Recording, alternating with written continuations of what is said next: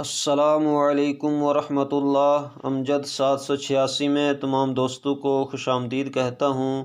میری آج کی یہ ویڈیو شعبان المعظم کے پہلے جمعے میں کیے جانے والے 3 وظائف کے حوالے سے ہے۔ ویڈیو کا باقاعدہ آغاز کرنے سے قبل تمام دوستوں سے یہ گزارش ہے کہ جو دوست میرے اس چینل پر نئے ہیں وہ میرے اس چینل کو سبسکرائب کر لیں، ساتھ بیل آئیکن کو پریس کر دیں، اور اگر آل کا نوٹیفیکیشن آتا ہے تو اس کو بھی پریس کر دیں۔ تو چلیں ویڈیو کا باقاعدہ آغاز کرتے ہیں۔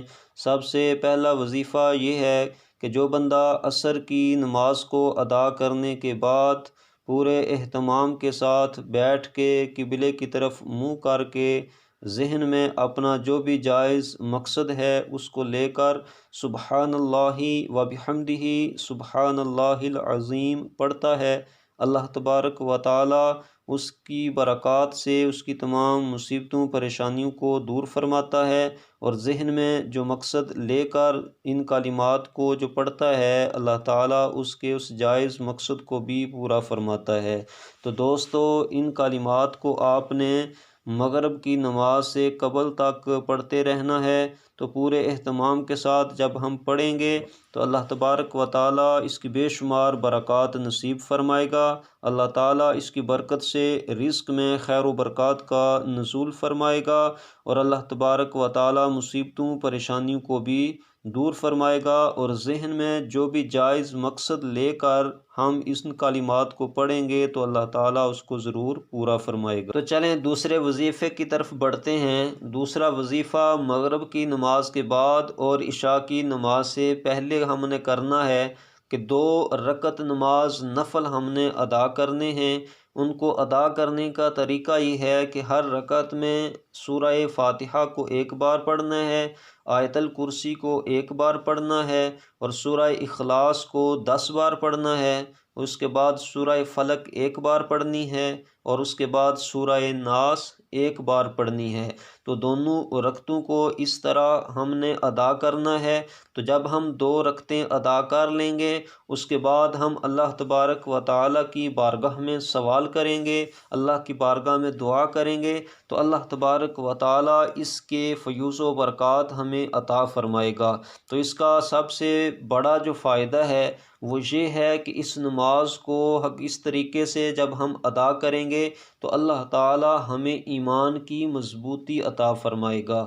تو اس کے علاوہ بھی اس کے بے شمار فوائد ہیں، بے شمار اس کے ثمرات ہیں۔ تو جس بندے کو ایمان کی مضبوطی نصیب ہو جائے، جس بندے کو ایمان کی پختگی نصیب ہو جائے، تو اس کے لیے اس سے بڑھ کر کوئی اور چیز نہیں ہو سکتی۔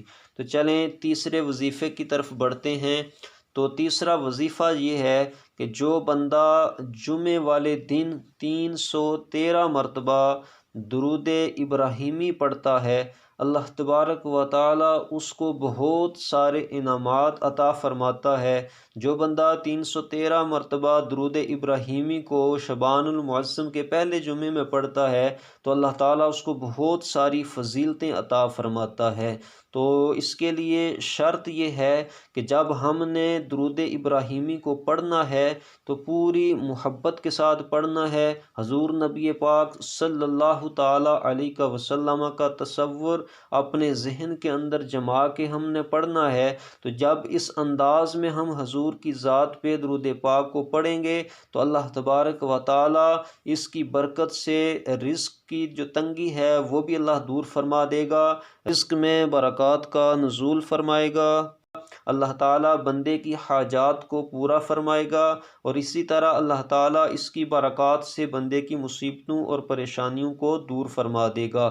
اس کے علاوہ بھی اس کے بے شمار فضائل و برکات ہیں کہ ایک بار بھی اگر بندہ درود پاک پڑھتا ہے تو کم سے کم جو اس کو ثواب ملتا ہے وہ یہ ہے کہ اللہ تبارک و تعالیٰ اس کو 10 نیکیاں عطا فرماتا ہے، 10 اس بندے کے گناہ معاف کرتا ہے، اور 10 درجات اللہ تعالیٰ اس بندے کے بلند فرماتا ہے۔ تو جب 313 بار ہم پوری محبت کے ساتھ پڑھیں گے تو اللہ تعالیٰ کی بارگاہ سے کس قدر اجر ملے گا، کس قدر ہمیں ثواب ملے گا۔ تو امید کرتا ہوں کہ آپ کو یہ ویڈیو ضرور پسند آئی ہوگی۔ پسند آنے کی صورت میں اس ویڈیو کو لائک کریں، اپنے دوستوں سے شیئر کریں۔